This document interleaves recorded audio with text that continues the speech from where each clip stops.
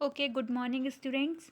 तो आज हम दोबारा वही चाइल्ड डेवलपमेंट का एक बहुत ही important topic growth and development उसके बारे में बात करेंगे। और ये बहुत ही इंपॉर्टेंट हो जाता है क्योंकि इससे बहुत सारे क्वेश्चन हमारे सीटेट के एग्ज़ाम में पूछे जाते हैं।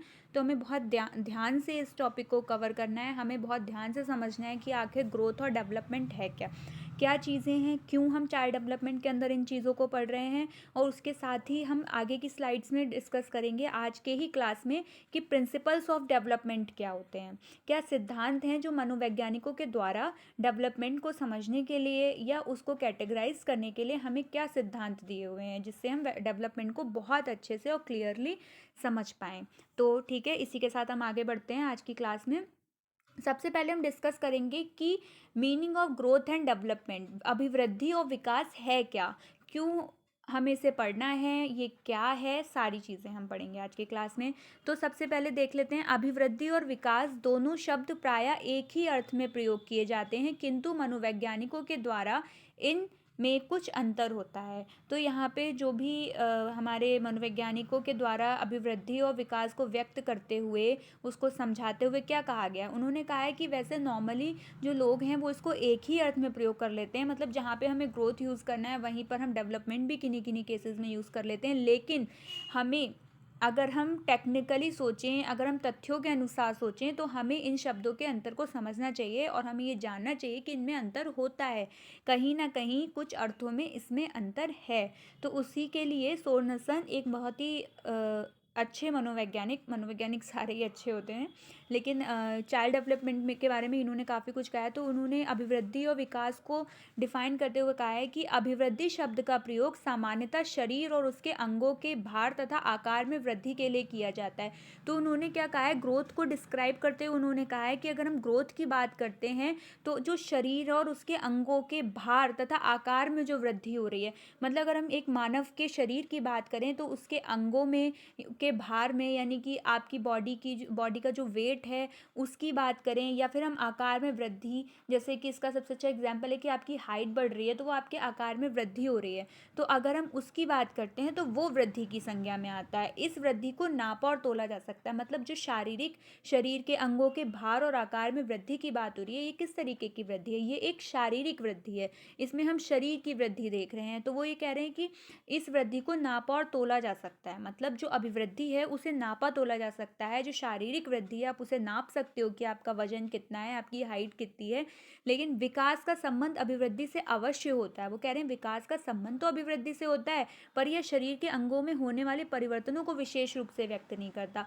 अगर इसको हम समराइज़ करके बात करें तो हम ये कहेंगे कि अभिवृद्धि को अगर हम देखें तो वो शरीर के अंगों में होने वाले भार में परिवर्तन या भार में होने वाली वृद्धि या फिर हाइट में होने वाली वृद्धि के रूप में कहा जाएगा, उसको उस वृद्धि को उस चीज़ की संज्ञा दी जाएगी। लेकिन अगर हम वहीं बात करते हैं विकास की, तो हमें वो वृद्धि से संबंधित दिखता तो है, मतलब वृद्धि तो हो रही है, लेकिन किस चीज़ की वृद्धि हो रही है, शारीरिक अंगों में वृद्धि नहीं हो रही है, हम उसमें परिवर्तन में देख रहे हैं कि हाँ बच्चे के अंदर क्या परिवर्तन हुए। वो परिवर्तन कैसे हो सकते हैं, वो मानसिक भी हो सकते हैं, वो शारीरिक भी हो सकते हैं, सब तरीके के परिवर्तन। एक चीज़ मैं आपको क्लियर कर दूँ कि विकास के अंतर्गत ही हम अभिवृद्धि का अध्ययन करते हैं।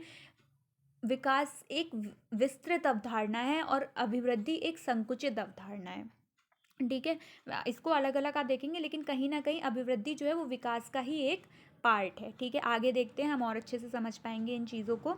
तो आगे क्या कहना चाह रहे हैं मनोवैज्ञानिक, वो कह रहे हैं कि प्रायः यह भी देखने को मिलता है कि बालक की शारीरिक वृद्धि के अनुपात में उसकी कार्यकुशलता में प्रगति नहीं होती। वो ये कहना चाह रहे हैं कि व्यक्ति जब बढ़ता है, एक बालक जब प्रगति की ओर होता है, वो अपनी अवस्थाओं में आगे बढ़ रहा होता है विकास की अवस्थाओं में, तो ये देखा जाता है कि जो उसकी शारीरिक वृद्धि हो रही है, उसके शरीर में जो वृद्धि हो रही है, उसके आकार में जो परिवर्तन हो रहा है, वो उसकी कार्यकुशलता की प्रगति के अनुपात में नहीं हो रहा है।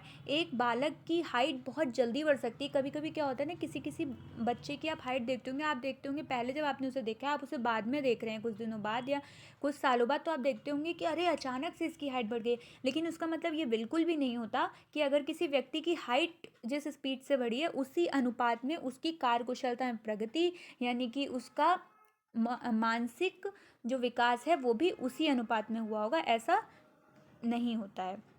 दूसरी बात वो कह रहे हैं मनोवैज्ञानिक कि मनोवैज्ञानिक अर्थों में विकास केवल शारीरिक आकार और अंगों में परिवर्तन होना ही नहीं है। अगर आप विकास की बात करते हैं तो आप उसे शारीरिक अंगों में होने वाले परिवर्तन में नहीं कह सकते हैं कि विकास की अगर हम बात कर रहे हैं तो आप किसी के सामने कह दो कि हाँ इसके शरीर के अंगों में जो परिवर्तन हो रहा है, जो वृद्धि हो रही है, वो विकास है। नहीं, वो विकास नहीं है। विकास क्या है? यह नई नई विशेषताओं और क्षमताओं का विकास है। मतलब व्यक्ति के अंदर जो नई क्षमताएं विकसित हो रही हैं, जो उसके अंदर नई विशेषताएं आ रही हैं। जैसे आप देखते होंगे कि व्यक्ति के अंदर पर्सनैलिटी डेवलपमेंट होता है, उसका वो चीज़ों से सीखता है तो उसके अंदर नई नई विशेषताएं आती हैं। जैसे लिखना आता है किसी को, तो ये भी एक तरीके की विशेषता है। हर कोई नहीं लिख सकता है। ये कैसे आती है? उम्र के बढ़ते हुए पड़ाव को देखते हुए विकसित होती है। तो ये विकास की संज्ञा में है, जिसको आप नाप तोल नहीं सकते। हमने पिछली स्लाइड में क्या पढ़ा था? देखिए मैं आपको दिखाती हूँ, हमने पिछली स्लाइड में क्या पढ़ा है। हमने पढ़ा था हमने ये पढ़ा था कि आप वृद्धि को नाप सकते हैं, उसे मापा जा सकता है। तो इससे हम अगर शब्दों में गए अगर, तो हम उसको ये कह सकते हैं कि ये मात्रात्मक नेचर की होती है। क्या? वृद्धि। वृद्धि मात्रात्मक परिवर्तन होता है, उसको हम नाप सकते हैं। लेकिन वहीं अगर हम बात करते हैं विकास की, तो वो एक गुणात्मक परिवर्तन है। वैसे विकास के अंदर अभिवृद्धि की भी मतलब अभिवृद्धि को भी उसी का एक पार्ट कहा गया है। तो विकास को क्वालिटेटिव क्वांटिटेटिव यानी कि गुणात्मक, परिमाणात्मक, मात्रात्मक दोनों संज्ञाओं में आप रख सकते हैं। लेकिन जहाँ पे अगर आप देखेंगे कि आपको केवल मतलब क्वालिटेटिव या गुणात्मक ही ऑप्शन दिख रहा है, तो आप विकास में गुणात्मक ही लगाएंगे। आप ये नहीं सोचेंगे कि अरे उन मैम ने तो बोला था कि दोनों तरीके की होती है, तो ऐसा नहीं है। मात्रात्मक वृद्धि को, क्योंकि आप इससे यार आपको रटने की कोई ज़रूरत नहीं, आप समझ सकते हैं। वृद्धि क्या है? शरीर में होने वाले परिवर्तन। शरीर में क्या होता है? हमारी हाइट बढ़ती है, आप हाइट को नाप सकते हैं। लेकिन विकास क्या है? आप मानसिक रूप से विकसित हो गए हो, आप अच्छी सोच रखते हो, आपकी तर्क शक्ति बढ़ गई है। तो आप उसे नाप नहीं सकते कि एक व्यक्ति अच्छा ये इसकी तर्क शक्ति इतनी बढ़ गई। नहीं, आप महसूस कर सकते हो वो चीज़ें। तो विकास को मापा नहीं जा सकता है, वो एक क्वालिटी होती है इंसान के अंदर की, और जो वृद्धि है उसे नापा जा सकता है। तो वही वो कह रहे हैं मनोवैज्ञानिक अर्थों में विकास केवल शारीरिक आकार और अंगों में परिवर्तन होना ही नहीं है, यह नई नई विशेषता और क्षमताओं का विकास होना है, जो गर्भावस्था से आरंभ होकर परिपक्व अवस्था तक चलता रहता है। वैसे विकास जो है वो हमेशा चलने वाली प्रक्रिया है। मतलब आप उसको जीवन पर्यंत वो चलती रहती है, आपके मृत्यु के साथ ही समाप्त होती है। क्योंकि व्यक्ति अपने पूरे जीवन में अनुभव लेता रहता है, ग्रहण करता रहता है और उससे सीखता रहता है। तो जब आप कुछ सीखते हैं तो आपके अंदर किसी न किसी तरीके का विकास होता है, लेकिन सही चीज़ें सीखने पर। ऐसा नहीं है कि आपने कुछ ऐसी चीज़ सीखी है जिससे किसी को नुकसान हो रहा है या किसी को कोई हानि हो रही है, तो वो आपका विकास है। नहीं, वो आपका विकास नहीं कहलाएगा। लेकिन चूंकि हम बाल विकास का अध्ययन कर रहे हैं, तो हम यहाँ पे मैच्योरिटी तक ही पढ़ेंगे। आगे की स्टेजेस में मैं आपको बताऊंगी कि जो किशोरावस्था होती है बाल विकास में, वहीं तक का अध्ययन किया जाता है। उसके बाद एक अवस्था आती है 8वीं अवस्था, जो प्रौढ़ावस्था होती है, उसे हम बाल विकास के अंतर्गत अध्ययन नहीं करते हैं। वो विकास की अवस्था तो है, लेकिन अगर विकास की अवस्थाओं में हम बाल विकास का स्पेशली अध्ययन करते हैं तो वो केवल किशोरावस्था तक ही होता है। लेकिन आप सोचें, व्यक्ति के जन्म से, मैंने आपको लास्ट क्लास में बताया था कि जो विकास है वो गर्भधारण के समय से शुरू हो जाता है। ऐसा नहीं है कि जन्म के बाद शुरू होगा, नहीं, गर्भधारण से। तो वही बात की गई है, जो गर्भावस्था से आरंभ होकर परिपक्व अवस्था तक निरंतर चलता रहता है। फिर हरलॉक कहते हैं कि विकास अभिवृद्धि तक ही सीमित नहीं है। वही मैंने कहा कि अभिवृद्धि एक संकुचित अवधारणा है विकास के सामने। तो आप ये नहीं कह सकते कि विकास और अभिवृद्धि एक ही सिक्के के दो पहलू हैं ना, नहीं कह सकते आप, क्योंकि अभिवृद्धि बहुत ही संकुचित अवधारणा है और विकास बहुत ही विस्तृत अवधारणा है। तो विकास अभिवृद्धि तक ही सीमित नहीं है, इसके बजाय इसमें परिपक्व अवस्था के लक्ष्य और परिवर्तनों को प्रगतिशील क्रम निहित रहता है। विकास में क्या होता है ना, विकास एक प्रोग्रेसिव नेचर की अवधारणा है, मतलब आगे बढ़ने वाली अवधारणा।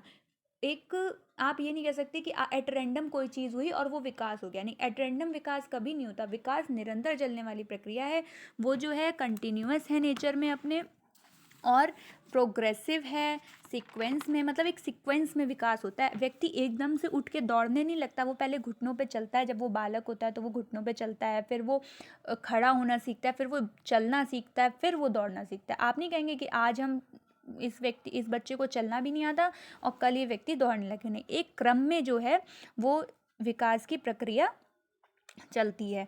ठीक है। दूसरी चीज़ हम क्या कहेंगे कि विकास जो है ना वो रिवर्सिबल जो है वो नहीं है। आप नहीं कह सकते कि आज अब जो मतलब रिवर्सेबल नहीं है वो, कि आप आज 5 साल के हैं मान लीजिए और फिर आप कहें कि नहीं अब हम 5 साल के हो गए, अब हम 3 साल के हो जाएंगे, नहीं। या फिर आप सोचें कि अच्छा आज हमें लिखना आ गया है और कल हम लिखना भूल जाएंगे, ऐसा नहीं होता है। विकास नॉट रिवर्सेबल है, वो वापस नहीं होता, लेकिन मॉडिफिएबल है। वो सुधार हो सकता है, उसमें मॉडिफाई किया जा सकता है। आप आज थोड़ा कम लिखना जानते हो, कल आप ज़्यादा अच्छा लिखना चाहोगे। कोई इंसान अगर मतलब बच्चे की ड्राइंग है, आप देखते होंगे तो बच्चे क्या करता है ना, छोटे पे उसको क्या बनाना सिखाया जाता है क्लास में कि आप सेब बना लो, आप आम बना लो, लेकिन बड़े होके वही बच्चा क्या करता है, वो पेंटिंग्स बनाने लगता है। ठीक है, तो ये क्या है, ये मॉडिफिएबल नेचर है डेवलपमेंट का। तो वही वो कह रहे हैं कि विकास अभिवृद्धि तक ही सीमित नहीं है, इसके बजाय इसमें परिपक्व अवस्था के लक्ष्य और परिवर्तन को प्रगतिशील क्रम निहित रहता है। विकास के परिणाम स्वरूप व्यक्ति में नवीन विशेषताएं और नवीन योग्यताएं प्रकट होती हैं। जब व्यक्ति का विकास होता है, उसके अंदर बहुत सारे गुणों का समावेश होता है, वो बहुत कुछ सीखता है अपने आसपास के वातावरण से, तभी तो उसका मानसिक विकास होता है या फिर शारीरिक विकास होता है, या किसी भी तरीके के सामाजिक, बौद्धिक, किसी भी तरीके के विकास को अगर हम ले लेते हैं तो वो कैसे होता है, वो आसपास के वातावरण से सीख के होता है, स्कूल जाकर होता है, माता पिता से किसी भी तरीके की चीज़ें सीख कर होता है। तो एक विकास क्या करता है, विकास के परिणाम स्वरूप हमारे अंदर नई विशेषताएं आती हैं, एक बालक के अंदर नई चीज़ें आती हैं, वो नई चीज़ों को सीखता है, उसकी नई योग्यताएं प्रकट होती हैं। अगर उसे लिखना आ जाता है तो वो लिख पाता है, तो आप देखते हो ये इसकी नई योग्यता है, उसकी नवीन विशेषता है कि वो लिख पा रहा है। आगे अगर हम देखते हैं तो बात आती है कि हरलॉक ने ही एक दूसरा कथन भी कहा है, उन्होंने अपने विचारों, बहुत सारे विचार व्यक्त करें, तो उनमें से कुछ विचार हैं ये, कि विकास की प्रक्रिया बालक के गर्भावस्था से लेकर जीवन पर्यंत एक क्रम में चलती रहती है तथा प्रत्येक अवस्था का प्रभाव दूसरी अवस्था पर रहता है। देखिए पहले वाली बात तो मैं आपको बता ही चुकी हूँ कि गर्भावस्था से चलती है और जीवन पर्यंत चलती रहती है। फिर दूसरी चीज़ वो क्या कह रहे हैं कि अवस्था, जो पहली अवस्था है, प्रत्येक अवस्था का प्रभाव दूसरी अवस्था पे पड़ता है। जब हम आगे की क्लासेस में देखेंगे कि विकास की कौन कौन सी अवस्थाएं हैं, ठीक है। हरलॉक ने ही 1990 में 8 अवस्थाएं बताई थी विकास की, जो जिसमें से बाल जीवन से संबंधित 7 अवस्थाएं हैं किशोरावस्था तक। तो वो ये कह रहे हैं कि जो गर्भावस्था, सबसे पहली अवस्था जो होती है वो गर्भावस्था होती है, तो कॉन्सेप्चुअल पीरियड, यानी कि तो वो ये कह रहे हैं कि उस अवस्था, जो पहली अवस्था है उसका प्रभाव दूसरी अवस्था पर पड़ता है। ऐसा नहीं आप कह लें कि ठीक है इस अवस्था का, पहली अवस्था का जो बच्चा है या दूसरी अवस्था का जो बच्चा है उसका प्रभाव अगली वाली अवस्था पे नहीं पड़ेगा। अगर बच्चे ने दूसरी अवस्था में या पहली अवस्था में घुटनों पे चलना सीखा है तो वो तीसरी अवस्था में खड़े होकर चलना सीखेगा, तो यानी कि उसका प्रभाव पड़ा ना। अगर उसने दीवार पे पेंसिल चलाना सीखा, आपने देखा होगा बच्चे क्या करते हैं ना, पहले दीवार पे ऐसे बहुत सारी चीज़ें होती, कहते हैं अब बच्चा बड़ा हो रहा है, अब दीवारें घर की बेकार होंगी, क्योंकि वो सबके अंदर नेचर है। आप उसको ये मत सोचें हाँ बच्चे को मना करें कि दीवार पर नहीं, आप उसे कॉपी प्रोवाइड कराएं, लेकिन आप सोचिए कि उसका नेचर बदल जाएगा, वो नहीं बदलेगा, क्योंकि उसको जब पेन चलाता है ना वो, या पेंसिल चलाता है, तो लगता है अरे ये तो नई चीज़ है, फिर वो और चलाता है। ठीक है, तो वही चीज़ है कि पहली अवस्था का प्रभाव दूसरी अवस्था पर पड़ता ही पड़ता है। फिर गैसल बोल रहे हैं, गैसल के अनुसार विकास प्रत्यय से अधिक है। प्रत्यय यानी कि कॉन्सेप्ट, प्रत्यय की अगर हम इंग्लिश वर्ड की बात करें तो उसे कॉन्सेप्ट कहते हैं। तो वही कह रहे हैं कि विकास कोई एक कॉन्सेप्ट नहीं है। आप ऐसे नहीं पढ़ सकते कि आपने पढ़ लिया विकास ये है, इसके अंदर ये टाइप्स होते हैं, कि 4 तरीके का विकास होता है, कि शारीरिक विकास, कि मानसिक विकास, कि सामाजिक विकास, और हमने पूरा विकास पढ़ लिया और हमसे अब कुछ भी पूछ लो। नहीं भाई, वो कॉन्सेप्ट नहीं है, वो एक ऐसी कह सकते हैं ऐसी चीज़ है, ऐसा शब्द है जिसका आप कितना भी अध्ययन कर लो वो कहीं समाप्त ही नहीं होता है। वो बहुत बढ़कर है, बहुत ही विस्तृत अवधारणा है, उस पर आप कितने भी रिसर्च कर लो आपको एक नई बात ही पता चलेगी कि विकास की अब ये नई अवधारणा आ गई, अब ये ऐसी अवधारणा आ गई। लेकिन हाँ, किसी हद तक हम विकास को पढ़ सकते हैं, हम विकास को समझ सकते हैं कि हाँ अच्छा ठीक है ये ऐसे ऐसे होता है तो विकास होता है। तो वही वो कह रहे हैं कि लेकिन इसे देखा, जांचा और किसी सीमा तक 3 प्रमुख दिशाओं में मापा जा सकता है। वो कह रहे हैं ठीक है आप विकास देख सकते हो, आप देख सकते हो कि व्यक्ति आपके सामने बड़ा हो रहा है, या आप उसे जांच सकते हो हाँ कि अरे 2 साल का बच्चा भाई चल रहता है, ये नहीं चल पा रहा है, तो यानी कि कोई दिक्कत है। तो वो चीज़ें आप माप सकते हो आपके मन में, मतलब आप मापने का मतलब ये नहीं है, मापा तो नहीं जा सकता विकास को, लेकिन आप अनुमान लगा सकते हो, आप ऑब्जर्व कर सकते हो उस चीज़ को। तो उन्होंने क्या किया, 3 दिशाएं डिफाइन कर दी हैं। तो 3 दिशाएं क्या क्या हैं, सबसे पहले है शरीर अंक विश्लेषण। अगर हम शरीर अंक विश्लेषण की बात करते हैं तो वो एनाटॉमी होती है, जो कि बायोलॉजी की एक बायोलॉजी के अंदर जिसमें हम पढ़ते हैं बायोलॉजी में। तो एनाटॉमी में क्या होता है कि हम बॉडी के स्ट्रक्चर की बात करते हैं, कि उसके हाथ कैसे बढ़ रहे हैं, उसका मतलब जो भी बॉडी में से आँखें, जो भी चीज़ें हैं कि उसका चेहरा, उसके हाथ पैर, जो भी है सब चीज़ें जो है वो हम शरीर अंग विश्लेषण के अंतर्गत अध्ययन करते हैं। उसके मापते हैं कि अच्छा एक व्यक्ति जो इस उम्र का होना चाहिए उसका ये विकास होना चाहिए, लेकिन अभी नहीं है, तो हम उसे माप सकते हैं और तुलना कर सकते हैं। शरीर ज्ञान यानी कि फिजियोलॉजी, फिजियोलॉजी के अंदर ये भी बायोलॉजी की एक ब्रांच है फिजियोलॉजी। शरीर ज्ञान जिसे कहते हैं, शरीर ज्ञान शब्द से ही हमें पता चल रहा है कि बॉडी के बारे में नॉलेज, ठीक है। तो इसमें क्या होता है कि बॉडी के मूवमेंट्स, उसके फंक्शन के ऊपर पढ़ा जाता है। ये उस चीज़ की स्टडी कि बॉडी क्या फंक्शन कर रही है। फिर आता है तथा व्यवहारात्मक में मापा। व्यवहारात्मक यानी कि व्यक्ति का बिहेवियर। मैंने आपको लास्ट क्लास में भी बताया था कि व्यवहार व्यक्ति की पर्सनैलिटी को डिफाइन करता है। जो आप जैसा व्यवहार करोगे, व्यक्ति आपकी पर्सनैलिटी को जांच लेगा, कहेगा, समझ जाएगा कि अच्छा आपकी पर्सनैलिटी ऐसी है। First impression is a last impression. आपका व्यवहार ही आपकी पर्सनैलिटी को डिफाइन करता है। आप उसके बाद कितना भी कुछ कर लो, हाँ वो ठीक है, मॉडिफाई हो जाएंगी चीज़ें कि हाँ अच्छा नहीं वो गलत हमने अनुमान लगा लिया था, लेकिन फिर भी किसी हद तक वो चीज़ें इंसान के मन में बैठ जाती हैं कि हाँ ये व्यक्ति, इसका ये व्यवहार था, इसने ये ऐसे किया था, तो इसका नेचर ऐसा ही होगा। तो वही चीज़ है कि व्यवहार में मापा जा सकता है। और सबसे इम्पॉर्टेंट है, ये आगे कहेंगे भी कि इस सब में व्यवहारिक संकेत की सबसे अधिक विकासात्मक स्तर और विकासात्मक शक्तियों को व्यक्त करने का माध्यम है। जो व्यवहारिक संकेत है, जो बिहेवियर साइंस है, वही विकास की शक्तियों को और उसके स्तर को व्यक्त करने का एक बहुत अच्छा माध्यम है। अगर ये जो 3 दिशाएं हैं, इन सब में अगर हम बात करें तो जो बिहेवियर साइंस हैं, जो व्यवहारात्मक पक्ष है, जो व्यवहारिक संकेत हैं, वही विकास के स्तर को और उसकी शक्तियों को व्यक्त करने का माध्यम है। ओके, तो नेक्स्ट स्लाइड में देखिए, difference between growth and development. तो अब हम बात कर रहे हैं कि हमने पढ़ लिया ग्रोथ क्या है, हमने विकास के बारे में पढ़ लिया कि डेवलपमेंट क्या है, विकास क्या है। तो अब हम इसमें अंतर भी तो पता कर लें, क्योंकि हमने पहली स्लाइड में क्या देखा था कि हम उसे उपयोग तो कर लेते हैं एक अर्थ में, लेकिन उसमें कुछ अंतर है। तो मनोवैज्ञानिकों ने जब ये कथन कहा कि उसमें अंतर है, तो उन्होंने अंतरों को डिफाइन भी किया। और ये इंपॉर्टेंट है, आपको अगर अंतर पता करना है, हमें पता होना चाहिए, क्योंकि हम एक शिक्षक बनने वाले हैं, हम बच्चों को पढ़ाने वाले हैं, तो हमें ये ध्यान रखना चाहिए कि अंतर क्या है। ठीक है, तो सबसे पहला अंतर है कि अभिवृद्धि का स्वरूप बाह्य होता है।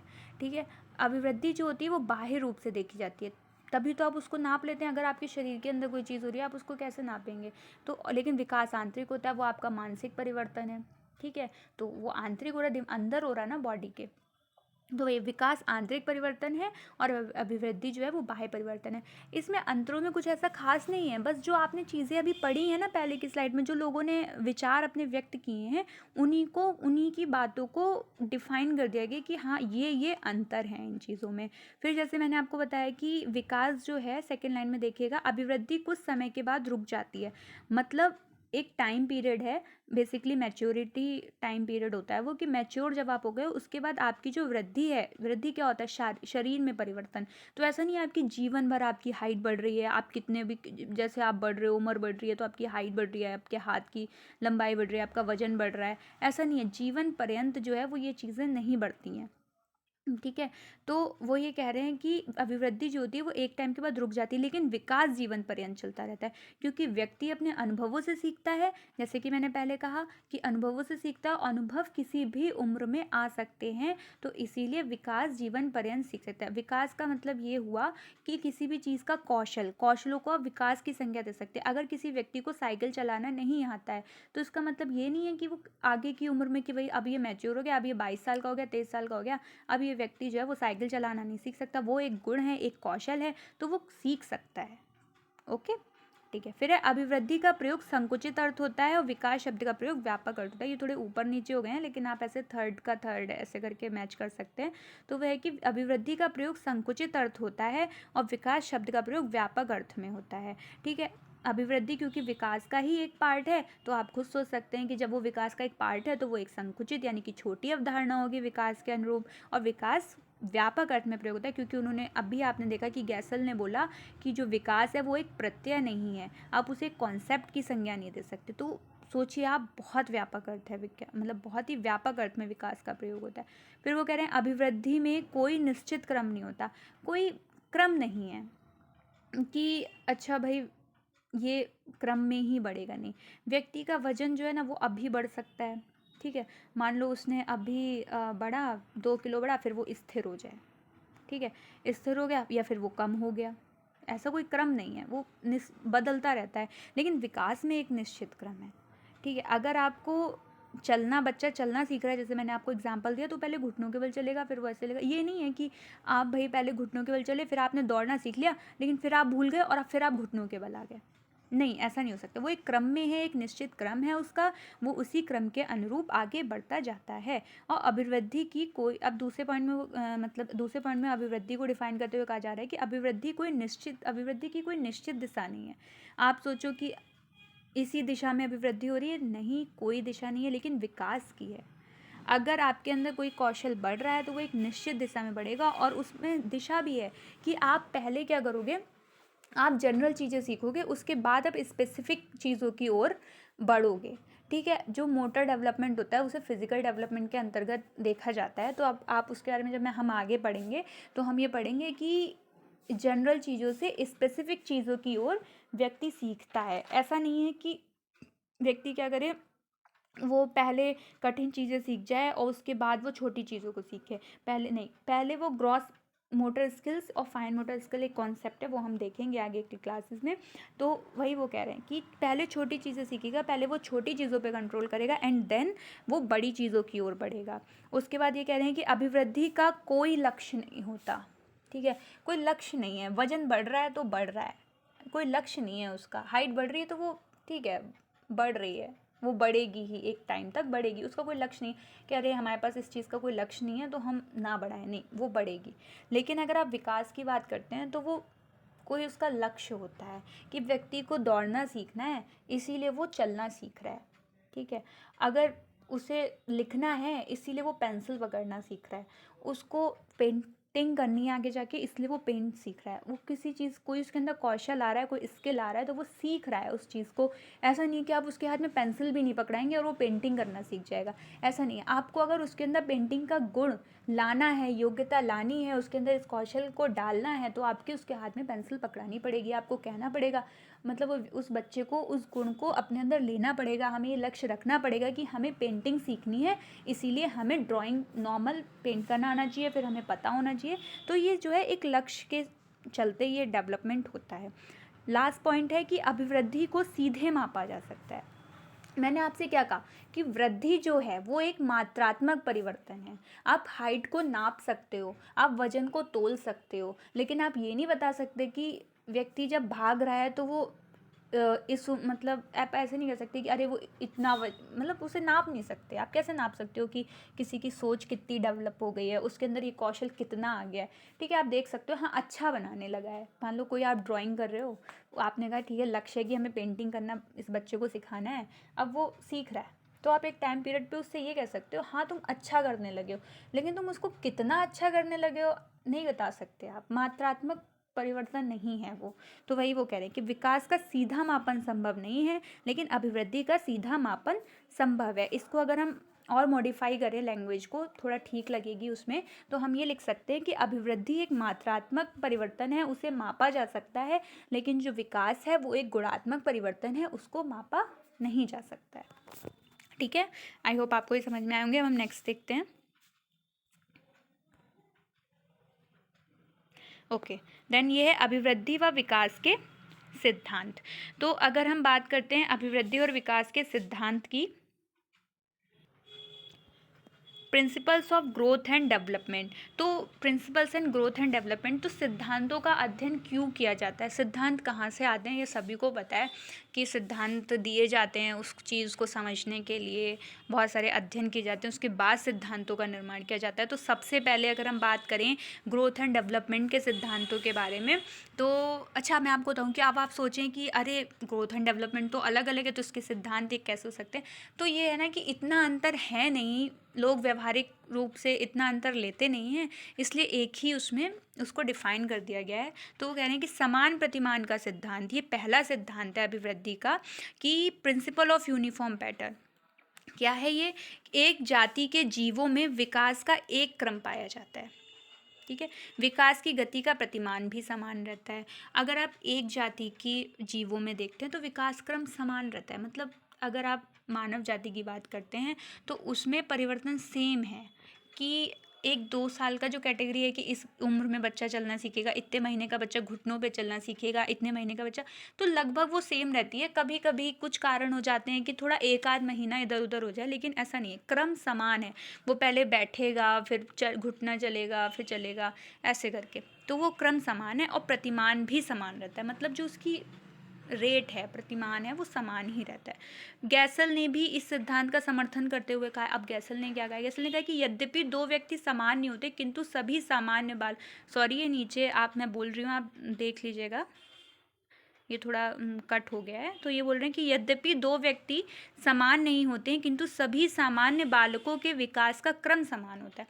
आप ये तो कह सकते हो कि दो व्यक्ति समान नहीं, क्योंकि उसमें बहुत अंतर होते हैं, माता पिता के हिसाब से, हेरिडिटी के हिसाब से बहुत सारे अंतर आ जाते हैं। लेकिन अगर हम बालकों के विकास क्रम की बात करें तो वो एक निश्चित क्रम में ही चीज़ें चलती हैं, और जब चीज़ें निश्चित क्रम में चलती हैं, एक निश्चित रेट के अनुसार चलती हैं, तो वो प्रिंसिपल ऑफ यूनिफॉर्म पैटर्न है।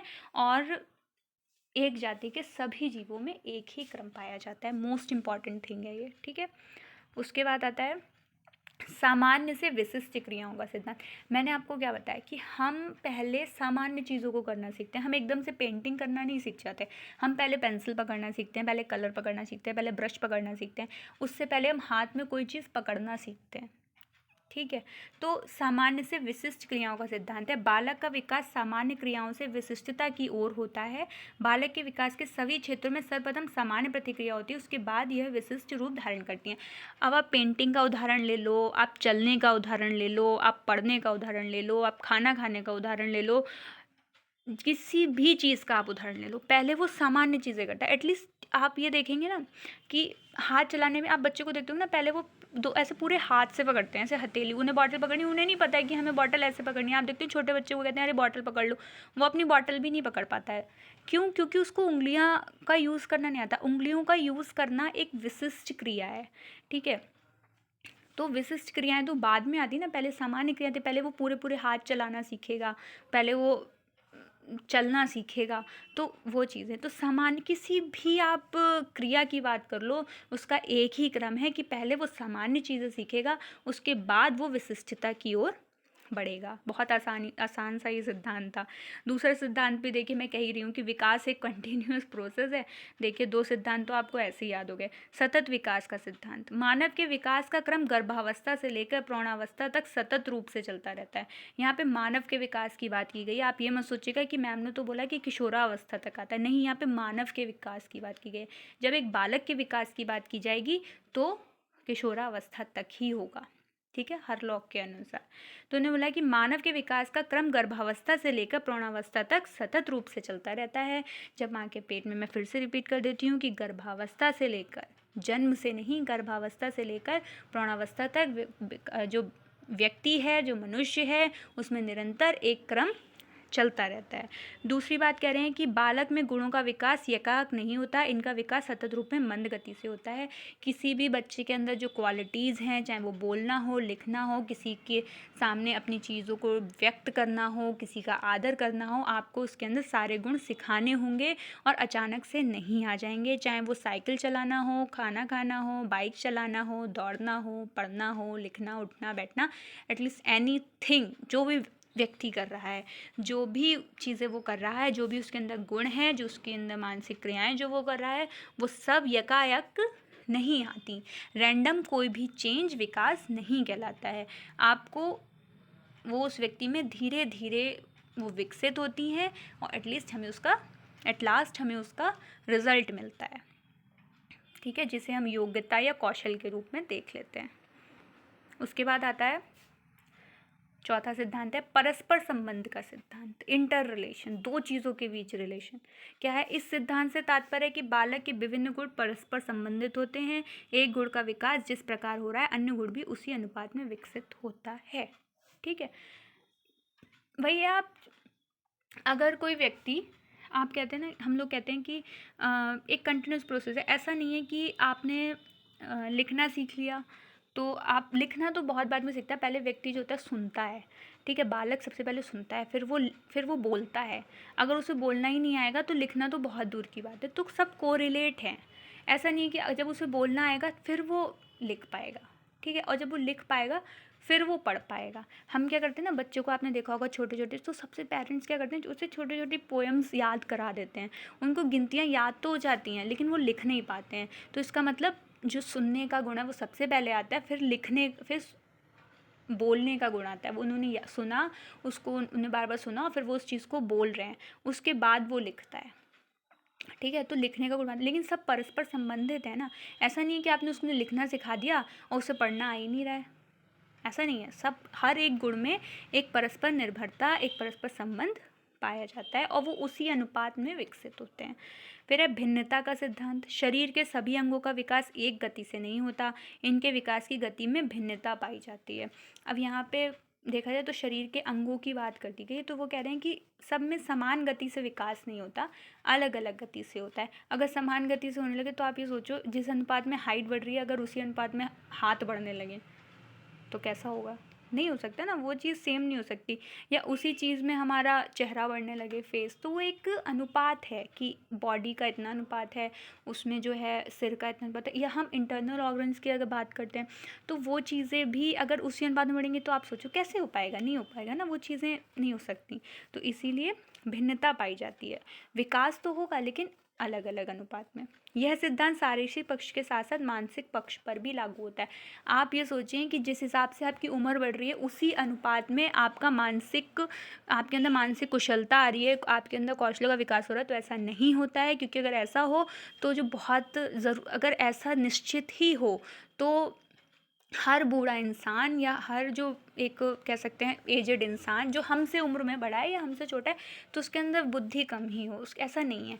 एक कभी कभी ऐसा होता है कि छोटे बच्चे भी एक बड़े इंसान के सामने अच्छी बात कर देते हैं, या फिर मतलब अब आप भले कितने भी आपकी एज हो गई हो लेकिन कभी कभी एक उससे छोटी उम्र का इंसान भी सही बात कह देता है। तो ज़रूरी नहीं है कि आपका मानसिक पक्ष भी उतना ही मजबूत हो जैसे आपकी एज बढ़ी है।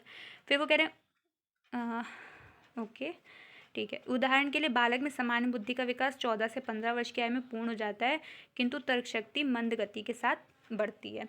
जिससे बुद्धि का विकास हो 14-15 साल तक आप कहें कि दिमाग विकसित हो गया है, वो चीज़ों को समझने लगता है और उसके अंदर सारी चीज़ होती है। लेकिन तर्क शक्ति अनुभवों से आती है, आप चीज़ों को जितना जानेंगे उससे आती है।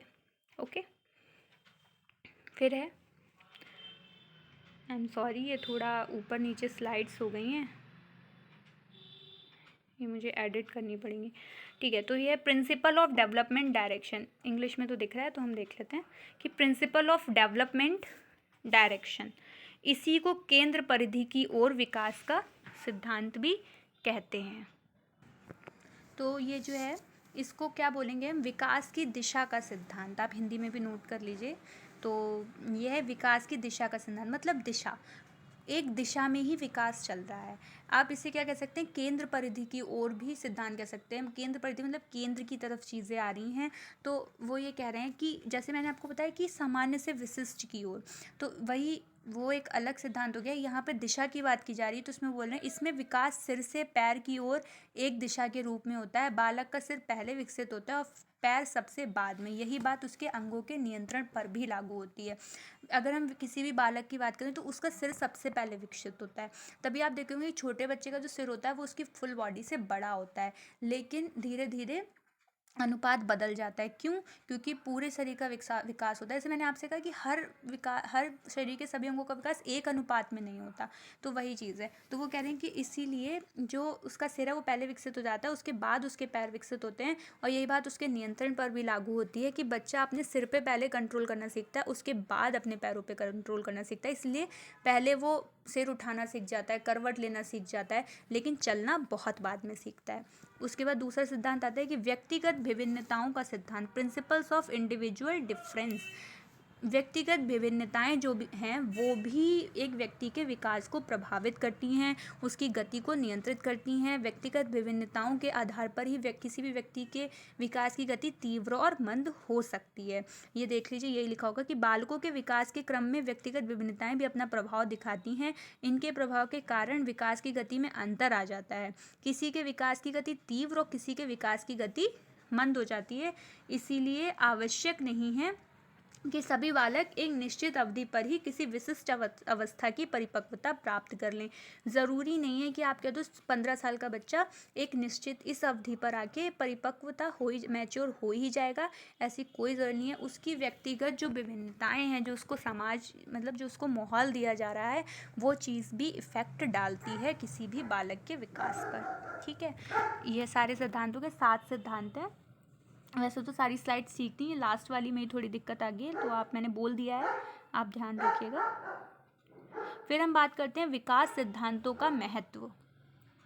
तो इसमें बोल रहे हैं कि विकास के सिद्धांतों की सहायता से निम्नलिखित बातों का ज्ञान प्राप्त होता है। आपको सिद्धांत क्यों पढ़ाए जा रहे हैं, आपको क्या होगा, इससे क्या फ़ायदा होगा। जैसे लास्ट क्लास में पढ़ा था कि बाल जो मतलब जो भी हमने ये अध्ययन किया है कि क्या होता है बाल विकास, इन सब का अध्ययन हमने क्यों किया, तो वही चीज़ है कि महत्व हमें बता रहे हैं सिद्धांतों का ये। तो कहा जा रहा है कि बालकों से कब और किस प्रकार के व्यवहार की अपेक्षा करनी चाहिए, ये हमें विकास के सिद्धांतों से ही पता चलता है। हम नहीं पता लगा सकते कि सेम है, वो महत्व एक ही है कि आपको बालक के व्यवहार की पहले से अब पता चल जाएगा, अच्छा ये ठीक कर रहा है या फिर इसकी ये एक्टिविटी ठीक नहीं है। कैसे पता चलेगा, जब आपको उसके सिद्धांत पता होंगे। कोई भी चीज़ें होती हैं ना, वो सिद्धांतों पर ही आधारित होती है, क्योंकि सिद्धांत अध्ययन के बाद बनाए जाते हैं सॉरी। तो वही है कि विकास, फिर है दूसरा, विकास के परिणाम स्वरूप बालकों में होने वाले परिवर्तनों का ज्ञान। हमें ये पता चल जाएगा कि जो ये विकास हो रहा है ये ठीक दिशा में हो रहा है या नहीं हो रहा है, या हमारा बालक पीछे तो नहीं रह गया, उसमें एक सही अनुपात में विकास हो रहा है, ऐसा तो नहीं धीरे हो रहा है, या मतलब सब चीज़ें हमें पता चलती हैं कैसे, सिद्धांतों के ज्ञान से। तीसरा है विकास के सिद्धांत हमें बताते हैं कि हम कब बालकों के विकास के लिए प्रेरणा प्रदान करें। अब हमें पता ही नहीं है कि किस टाइम बालक सीखेगा, या फिर हमें नहीं पता तो हम उसे छोटी उम्र से कुछ चीज़ें ऐसी सिखा रहे हैं, ऐसा वातावरण उसे प्रोवाइड करा रहे हैं जिसकी उसे उस टाइम पे ज़रूरत ही नहीं है। जब हमें अब आप 1 साल के बच्चे के सामने लिखने को बोलेंगे, उसे पेंसिल पकड़ाएंगे तो वो कहाँ से पकड़ पाएगा। तो हमें ये ध्यान देना चाहिए कि किस टाइम हमें क्या प्रेरणा बालक को देनी चाहिए, जिससे वो चीज़ों को समझे और उसे करे, उसमें जैसे उसके अंदर वो कौशल आए, विकसित हो। ठीक है, फिर है कि शिक्षक को विद्यालयों में क्रियाओं का आयोजन करने में भी सहायता होती है। आपने देखा होगा स्कूल में अलग अलग टाइम पे अलग अलग एक्टिविटीज़ होती रहती हैं। वो कैसे होती है, आपको कैसे पता चलेगा कि आप कौन से क्लास के लिए कौन सी एक्टिविटी ऑर्गेनाइज करा रहे हो, कौन सी एक्टिविटी उसके लिए ठीक है, किससे उनके अंदर नई चीज़ें आएंगी, नई योग्यताएँ आएंगी, नए कौशलों का विकास होगा, कैसे पता करेगा, कैसे पता चलेगा। तो ये आपको एक शिक्षक को तो बहुत ही महत्वपूर्ण हो जाता है विकास के सिद्धांतों का ज्ञान होना, जिससे उन्हें पता रहे कि उन्हें स्कूल में कौन कौन सी एक्टिविटीज़ कौन कौन से वर्ग के या फिर कौन सा क्लास के बच्चों के लिए आयोजित करानी है। उसके बाद हम देख लेते हैं, फिर है मानव विकास को प्रभावित करने वाले तत्व अथवा कारक। अब विकास तो हो रहा है, लेकिन मैंने कहा ना कि प्रभावित होता है, व्यक्तिगत विभिन्नताओं से प्रभावित होता है। कैसे पता चलेगा कि विकास की मतलब क्या क्या कौन कौन से तत्व हैं जिससे विकास की गति पे इफेक्ट पड़ रहा है। किसी बच्चे में तो बहुत जल्दी वो चीज़ें सीख जा रहा है, कोई बच्चा नहीं सीख पा रहा है, तो उसके क्या कारण हैं, क्या चीज़ें हैं जो इफेक्ट कर रही हैं एक बच्चे को, विकास को। तो सबसे पहले है वंशानुक्रम यानी कि हेरिडिटी जो हमें माँ बाप से प्राप्त होती हैं चीज़ें। मतलब आप देखते होंगे कि जो चीज़ें हमें माँ बाप से प्राप्त हो रही हैं वो एक बच्चे के विकास को काफ़ी हद तक प्रभावित करती हैं, बहुत हद तक, क्योंकि एक छोटे बच्चा तो माँ बाप के चारों ओर, माँ बाप के अंडर में ही रहता है, उसके चारों उसका परिवार ही होता है, तो वो उसके विकास को बहुत इफ़ेक्ट करती हैं। क्योंकि बालक के विकास वंशानुक्रम से उपलब्ध गुण एवं क्षमताओं पर निर्भर रहता है। ठीक है, यही चीज़ मैंने आपसे कही।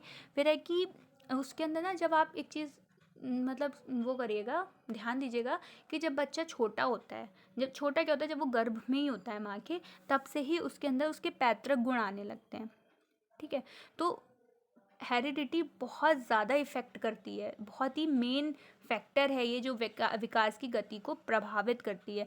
जैसा भी उसका परिवार होगा, क्योंकि हेरिडिटी ही एक ऐसी चीज़ है जिसके द्वारा पीढ़ी दर पीढ़ी जो चीज़ें हैं, जो विकास या बुद्धि की जो भी सीमाएं हैं, वो सब बच्चे में ट्रांसफ़र होती रहती हैं। फिर है वातावरण भी बालक के विकास को प्रभावित करने वाला तत्व है। वातावरण के प्रभाव स्वरूप व्यक्ति में अनेक विशेषताओं का विकास होता है। आप बच्चे को जैसे भी वातावरण प्रोवाइड कराएंगे, आप उसको एक अच्छा सर्कल प्रोवाइड कर रहे हैं, उसके चारों ओर अच्छे लोगों को डाल रहे हैं, तो उसका जो विकास है वो उस चीज़ों में होगा, वो उन चीज़ों को सीखने में इंटरेस्ट लेगा जो उसके चारों ओर लोग कर रहे हैं। अब आप एक बच्चे को, आप ऐसे मान लीजिए आप एक बच्चे को टीचर्स के बीच में रख रहे हैं, ठीक है, आपकी कॉलोनी में सारे टीचर्स हैं, तो उसके अंदर ना टीचर्स, क्योंकि बच्चा जो होता है वो अपने आसपास के वातावरण से ही सीखता है, वो कहीं और से नहीं सीखता, उसको इतना नहीं होता। वैसे आजकल के बच्चे काफ़ी कह सकते हैं कि हाई फाई हो गए हैं कि वो सोशल मीडिया ये सही चीज़, लेकिन इतना छोटा बच्चा तो नहीं यूज़ करता है। आप 12-13 साल के बाद तब भी देख सकते हैं कि हाँ ठीक है, लेकिन छोटा बच्चा के कार्टून देखेगा ये सारी चीज़ें, लेकिन वो जो समाज से चीज़ें, जो आपके आसपास जो चीज़ हो रही है उनसे बहुत ज़्यादा सीखता है। तो वातावरण बहुत हद तक प्रभावित करता है। एक और आप एक किसी छोटी मोटी जगह पे रह रहे हैं और आप उसको उसी में रहने की छूट दे रहे, जाओ भाई तुम जाके खेलो, कितना भी खेल लो, हम कुछ नहीं कहेंगे, तो वो बच्चे ना, उसके अंदर कोई विकास नहीं होगा, उसकी विकास की गति बहुत मंद होगी उसकी अपेक्षा जो बच्चा अच्छे बच्चों के बीच में रह रहा है, एक वेल मेंटेन्ड फैमिली के बीच में रह रहा है। फिर है बुद्धि। तो मनोवैज्ञानिकों ने क्या कहा, मनोवैज्ञानिकों ने कहा कि अपने अध्ययन, मतलब उन्होंने अपने अध्ययनों में क्या देखा है, वो अपने अध्ययनों के आधार पे ये कहा है कि जो कुशाग्र बुद्धि वाले बालक होते हैं उनका मानसिक और शारीरिक विकास तेज होता है, किन की अपेक्षा में, जो मंद बुद्धि वाले होते हैं, क्योंकि बुद्धि अगर तेज चल रही है तो पूरी बॉडी में एक्टिवनेस रहती है और आपका शारीरिक मानसिक सभी विकास बहुत तीव्र गति से होता है। लेकिन अगर किसी व्यक्ति की बुद्धि सही से काम नहीं हो रही है, वो कुशाग्र बुद्धि का नहीं है, उसको अच्छा वातावरण नहीं मिल रहा है, तो उसका जो शारीरिक और मानसिक विकास है वो मंद गति से होगा। उसके बाद आ जाती है बात लिंग की, यानी कि लड़का या लड़की। तो जो वैसे तो लिंग भेद नहीं होता, लेकिन ये है कि अगर हम बात करते हैं विकास की, तो जो जन्म के समय जो बालक होते हैं उनका आकार बड़ा होता है बालिकाओं की अपेक्षा, ठीक है। लेकिन बाद में क्या होता है कि पहले तो आप कहोगे अच्छा लड़का बड़ा है लड़की छोटी है, लेकिन बाद में एक एज के बाद लड़कियों में जो शारीरिक विकास है उसकी गति तीव्र होती है लड़कों की अपेक्षा। और अगर हम बात करते हैं मानसिक परिपक्वता की, तो वो भी लड़कियों में लड़कों से पहले आ जाती है। यहाँ पे प्लीज़ ये मैं कुछ नहीं कह रही हूँ कि लड़के बाद में समझदार होते हैं, वो एक फैक्ट है, लोगों ने कहा है, मनोवैज्ञानिकों ने अध्ययनों से पता किया है कि, और ये भी चीज़ है कि लड़कियों में सहनशीलता लड़कों की अपेक्षा थोड़ी ज़्यादा होती है। वो फिज़िकली है, उसमें किसी का कोई दोष नहीं है, कुछ भी नहीं है, ना ही कुछ वातावरण का इतना वो है। लड़के भी काफ़ी पेशेंसफुल होते हैं आजकल। खैर ये सारी बातें नहीं है। आगे है कि एंडोक्राइन ग्लैंड्स, ठीक है।